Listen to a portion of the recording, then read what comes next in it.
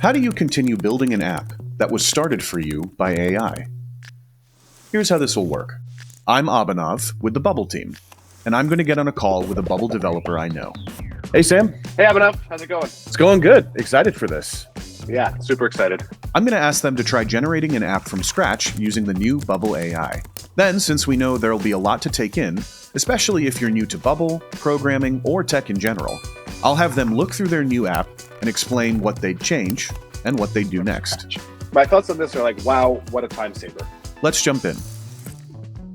You have a prompt for us, right? Yeah, so in terms of the prompt, I was thinking, before I joined Bubble, I used to run music schools. So I came from the music industry and music lesson business specifically. So I thought a cool prompt to do. One of the things in that business that I was always looking for in a piece of software but could never find. We always had our business management software that handled our calendar and billing and things like that. But there was no great lead tracking software specifically for music schools. In this world, what we need in a lead tracking software is really like family relationships, which is kind of specific to music schools, right? You don't have a lot of other businesses that are trying to track like parent to student relationships as they come through the sales pipeline. And so I thought it'd be cool to kind of, explore what it would be like to generate an app with this concept. So let's dive right in. In terms of like crafting a prompt, right? I think this is not an exact science. There's a lot of different ways to go about it. And to be clear, like you can see here in our example, the placeholder prompt is quite short. It doesn't have to be this long, excessive prompt. I personally like to include a couple specific things that I want it to do. I like to steer the AI in the right direction, and I want to get a couple very specific features out of this. So I'm going to prompt something along the lines of like, please generate, it's always good to be polite to the AI, please generate a lead tracking software for music schools. And then this is where I'm going to get specific about just a couple features that I really want to make sure are in there. It should be a basic CRM that tracks contacts and their status in the sales pipeline. And then I can even put in parentheses like examples of statuses, right? So you might have something like lead, trial, right? Which is someone who's just taking a lesson for the first time, or enrolled, right? Which is someone who's kind of enrolled in weekly lessons. It is important that the software manages family relationships. It is most common for the primary contact point of the lead or family to be the parent, while the student or child is the, that's actually not, doesn't make, well, I should say while the child is the student, right? Gotcha. I'm probably going to leave it there. I don't think we need to get too much more detailed. I want to let the AI kind of do a lot of the heavy lifting in terms of like design and things like that. But this should give us kind of like two very specific features to get started with. Yeah, let's see what happens. So I'm going to go ahead and click generate here. And we're going to be taken to sort of a like prompt refinement screen, so to speak. And this is really going to help us. So when I click generate blueprint, it's going to sort of set up this blueprint for what our app is going to be and give us a chance to sort of interject and refine certain aspects of what it is. So let's see what comes up here when we get our plan. Okay, so we can see some user stories here. So it says, as a school administrator, I want to add new lead contacts so I can start the enrollment process. As an educator, I need to update the status of a lead contact to track their progression. As school administrator, I want to keep track of all family members within a lead entry. And as an admissions officer, I need to filter and sort contacts by their status to manage my workload effectively. So yeah, yeah, go ahead. How do you feel about this? I feel pretty good. I think it hit what I was going for in the head. The one thing I'm noticing is I don't necessarily need different user types like this. I wasn't really envisioning like a school administrator, an educator, and an admissions officer. So I might just make a quick correction there to say something like, we only need one user type, school administrator. All user stories should apply to this user type. And let's go ahead and click enter. Let's give it a second, and this should pop up with a refined plan. Perfect. And here we go. So it has properly refined our prompt. We now have, as a school administrator, I want to add new lead contacts. I want to update the status of the lead contact, keep track of all family members, and filter and sort contacts. So this looks really good to me. If we look at some of the key features it's set up for us, we have contact management, sales pipeline tracking, which is like the lead status, filter and sorting, calendar integration. I'm going to leave that in there. It's not something I asked for. Let's see what it does. Sometimes the AI will like suggest additional features that it thinks you might need and give it a stab. So let's see what happens here. So once you're satisfied with your plan here, you can go ahead and click generate. And this is going to take, it says 5 to 7 minutes. We tend to be pretty conservative with this. It's usually more like 3 to 4. I haven't seen it take 5 to 7 minutes in quite a while. So let's give it some time and see what comes out of the AI generation. Sounds good. While we waited for Sam's app to generate, we talked a bit about his thoughts on partnering Bubble with AI. Excited for it. The generation from Bubble AI is really cool. It's a great way to get to like your first step MVP. And it's a really great kickstart. For a while before this feature came out, I think Bubble had, what we've always called internally the blank canvas problem, right? Where new users join onto Bubble, they sign up, and they're just staring at a blank Bubble editor. And it can be pretty overwhelming to figure out what to do. So I'm particularly really excited about this new tool because it provides like a custom template for anyone to get started with their specific app idea. And it's a really cool way to get started with Bubble. So super excited to take a look at this. After about 3 to 4 minutes, we got our app. All right, so here we go. We have a generated app. It says Awesome. Music School Lead Tracker. Everything looks good. One of the things I like to do first, like before we even worry about what the editor says or anything like that, let's just go ahead and preview the app. Let's see what it built for us. It'll allow us to basically see the version of your app that all of your users will see and kind of click around and see what's working, what's broken, what did it get right, what did it get wrong, right? We need to kind of figure out all those things before we dive into the editor and think about what we're going to do next. So let's go ahead and preview. And when I click that preview button, it's going to take me to my app. So let's kind of take this in, and I'm just going to kind of speak out loud about what I'm seeing. Sure. So first thing, app structure looks pretty good. I mean, we have a dashboard, contacts, family, notes. We haven't clicked on any of these links yet, and we'll try that in just a minute. But first impression of the header looks pretty good. There's this sort of sales pipeline summary here that seems pretty broken, right? There's expression lead count, expression trial count. So something interesting is going on here. What I'm guessing it tried to do is make sort of like a dashboard, like some reporting cards here with some stats on them, but something about the data for those stats is not hooked up correctly. And so I imagine we'll just have to kind of hook up some data that it didn't quite get right. But I'm actually pretty impressed with the overall layout, and the types of data it was trying to pull is exactly what I would expect to see. We have a recent contact section here, which is really nice, as well as some upcoming appointments. This is probably part of the calendar functionality that I didn't quite ask for, but it tried to generate some sort of extra functionality for us. Let's go ahead and click through the separate pages. So the contacts page, wow, this is looking really good. And so we have here a full contacts page. Let's see if the filtering not quite working. We see we have 3 enrolled statuses, so we'll have to kind of adjust that. If I click add new contact, let's see if I can add one. So let me add Abhinav Narain. Whoops. Not all first name. And let's go ahead and say Abhinav at Bubble. I don't think that's your real email address. We'll say. That is my real phone number, though. Yeah. And let's see. So contact status. So this is great. It got this right. We wanted lead, trial, or enrolled. So let's say Abhinav is someone who just called as a lead. And then remember, I asked for family management. So it gave me, are they the primary contact or not? And then I can go ahead and add them. And if you look, Abhinav was just added to my system. That's pretty cool. That's awesome. I can also edit, and it looks like some of the edit functionality is not quite working as we would expect it. So we'll have to hook that up. Just continuing to explore the rest of the app that it generated. We have some notes, which is pretty cool. So you can see Emma is interested in the summer program. Noah enjoyed a trial, is considering enrollment. It looks like we can filter by specific contact, which is really nice. And we can also filter by status. So you can see some of the statuses here. Let's see if this works. And it looks like that filter is also, oh, maybe it is trial, but I'm seeing some enrolled here in the trial. So we may want to take a look at some of that filtering functionality. Let's take a look at some of the other sections. So it did build a family relationships page, which is really, really great.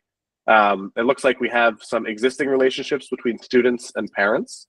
right? And it looks like it even allowed us to attach grandparents or maybe spouses, child, sibling. So let's try to add a family relationship for Abhinav. So let's say Abhinav is related to this fake contact, Noah Davis.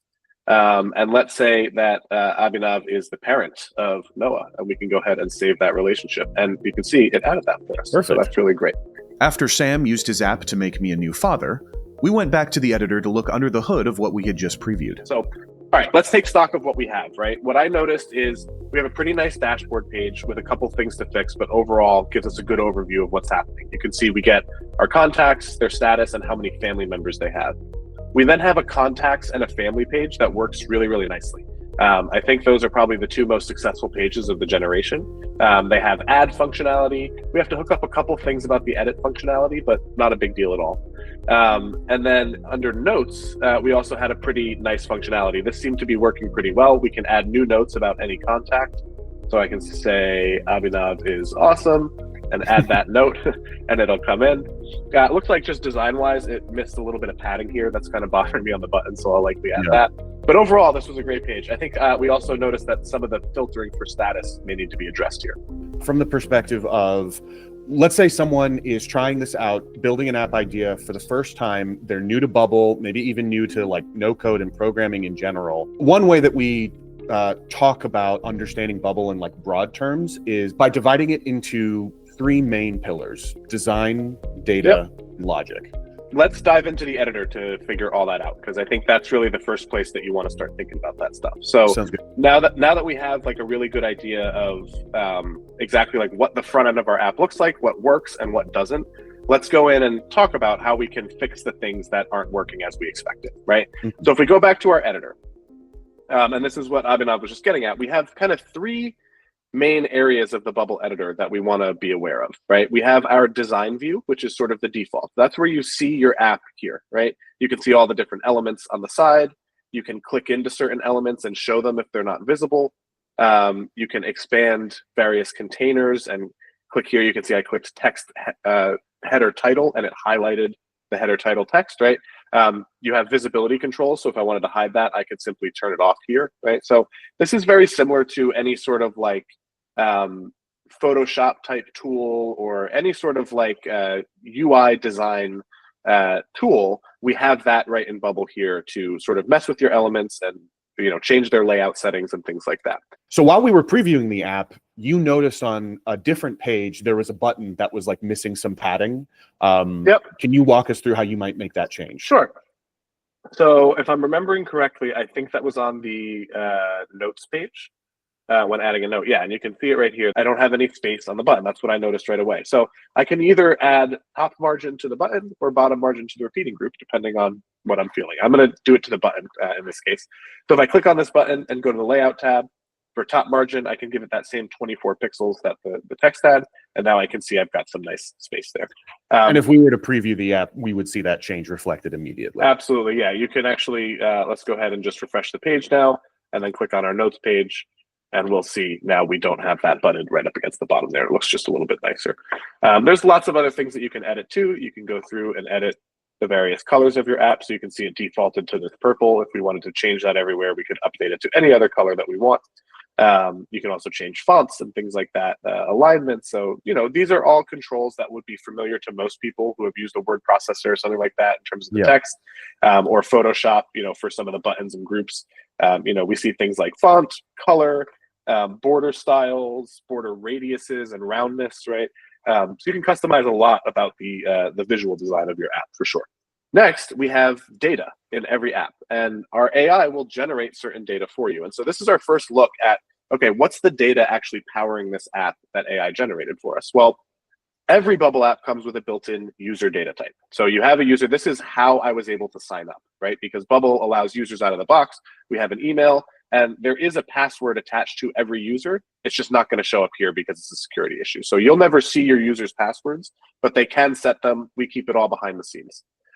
It looks like AI generated some other data types for us. One is called a note, and you can see these are directly powering the other features that we had in our app. We have notes, family relationships, contacts, and appointments, which we actually are not going to need. We can end up deleting that one. And so then Bubble, go ahead. Sorry. All right. So the Bubble AI took your prompt and devised this data structure based off of it. Yep. Why do you think it structured the data this way? And do you, like, for example, you mentioned appointments you might not need. Are there any other changes that you can think of right off the bat that you might want to make? And how should people in general be thinking of their data structure when they're first starting out? Yeah, great question. So, I mean, off the bat, I think this looks pretty good. I haven't dug into every single little detail, and usually data evolves as an app grows. So as you add new features, as you change certain features, you're going to end up coming back to this tab and updating these structures quite frequently. Off the bat, the way that I think about data, like if I were going to design this, and the reason I think this did a pretty good job is because data is usually the things or nouns in your app. This isn't a rule that works 100% of the time. There are exceptions to every rule, and there are certain data types that are not necessarily going to be like one-to-one tied to a specific noun or thing in your app. But you can see here, what did I ask it for, right? I asked it for contact management and being able to manage their status. So you see a data type called contact with a field called status, right? That allows us to power that type of functionality. I also asked it to keep track of family relationships, right? And so what you can see is a family relationship type that has a primary contact. Now, this is what's important. It's connected to the contact data type. And so you can see here, like on contact, all my fields are of type text, yes, no, text, right? Here, it's actually connected to a real contact. And so when we have a primary contact and a related contact, both records of the type contact connected together, we can now access all of their dynamic data as part of this family relationship.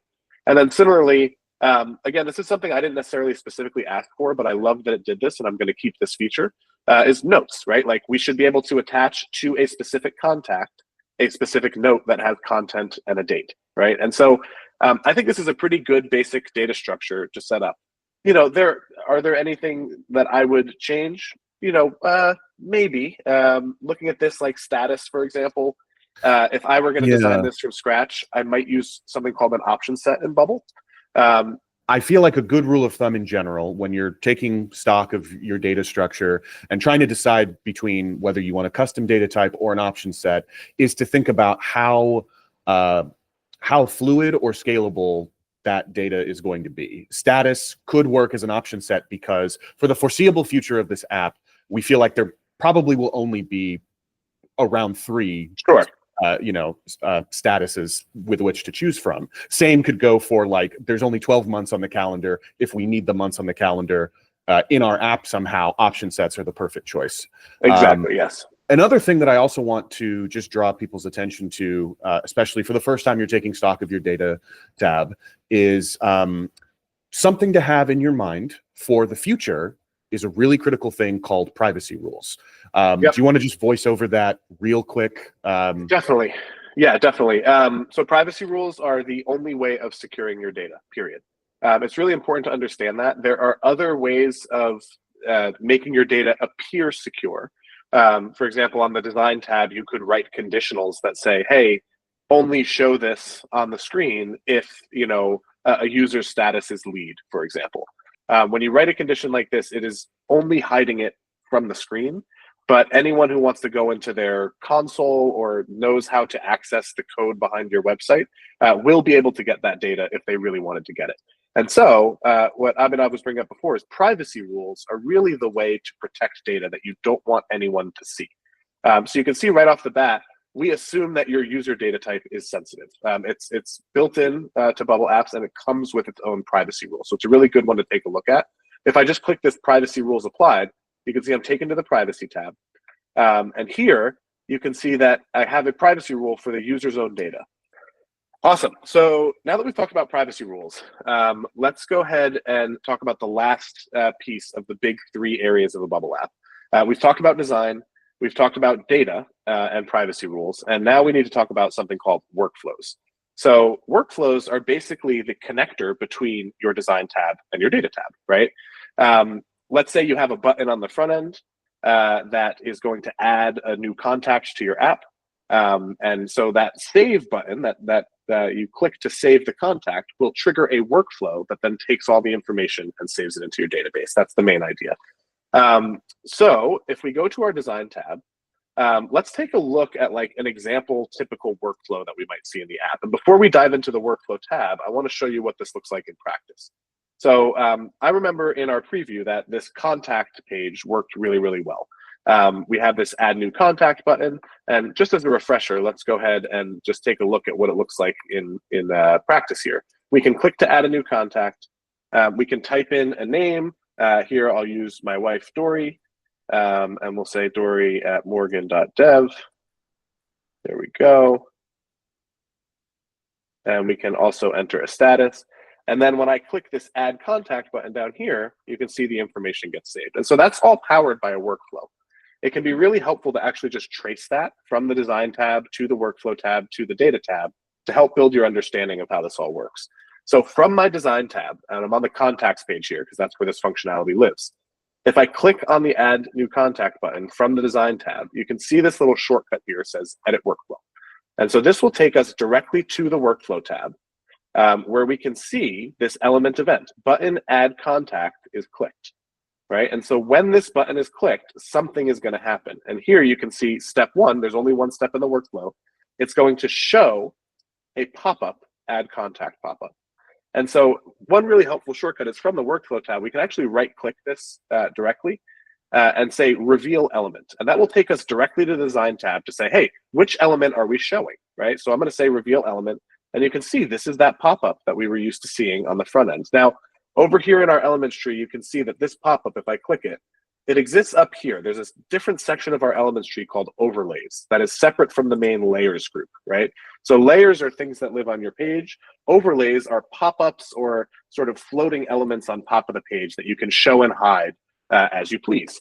And so here we have a pop-up for add new contact. And you notice that this pop-up has several different inputs, input first name input, last name input, email input, right, and so on. And then a button to add contact. And so again, to continue tracing the workflow, we'll click edit workflow here, and it's going to take us over to a different workflow on our page. This one is when the submit contact button is clicked. And you can see here we have a couple new steps. So this workflow will create a new contact. And again, this was all generated by AI. So I didn't have to set up any of this, but it helps to kind of look at what AI did for you so that you know how to then add future functionality to your app, right? So here we have create a new contact. The type is contact. And if I click here, you notice I can pick any of my types. So I could create a new appointment or a new family relationship or a new note, right? And then here you have all the different fields. You notice I can select which field. And then I have a dynamic expression that represents what do I want to save to this field. Here, for the first name, it's going to be input first name's value, right? And the value refers to whatever the user typed into that input.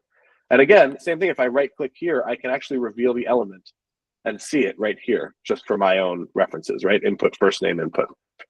And so back here, you can see when we create a new contact, we save all the respective inputs to their right fields. Email input to the email field, phone input to the phone field, and so on, right? And we also have this is primary, is the checkbox is primary is checked, right? So all these dynamic expressions represent the data that you want to save to your database.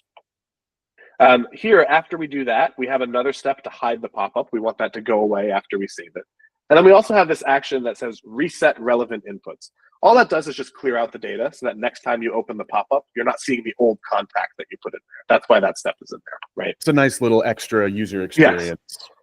Yes, exactly. Another good example of a workflow that we can take a look at is if you remember, even though there was some functionality that wasn't working quite as we expected, we did have working sign up and login functionality. And that's a really cool workflow to take a look at as well. So if we go back to the index page, we can see under overlays, there are these two pop-ups. One is called pop-up sign up and one is called pop-up login. And so these are the two pop-ups that power that functionality.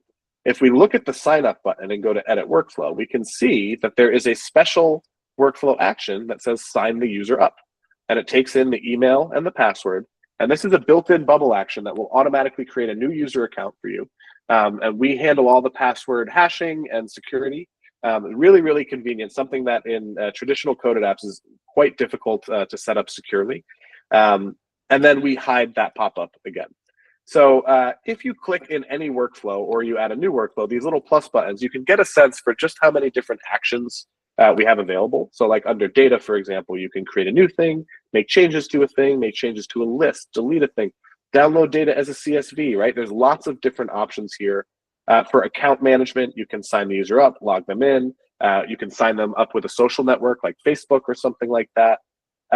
Lots of different things. We have payment actions, email actions. So lots of different things that can be included in a workflow. But the key concept to remember is that workflows will bridge the gap between your design tab and your data tab. So design is for, this is what my users see and what they interact with. Data is for, this is the stuff I have to remember about my users and their data. And then workflow is, this is how the UI and the elements that they interact with connect to that stuff that I have to remember about them and tell the app what to do with that information, right? That's kind of the key idea there. Clearly, we could keep talking through his app for hours.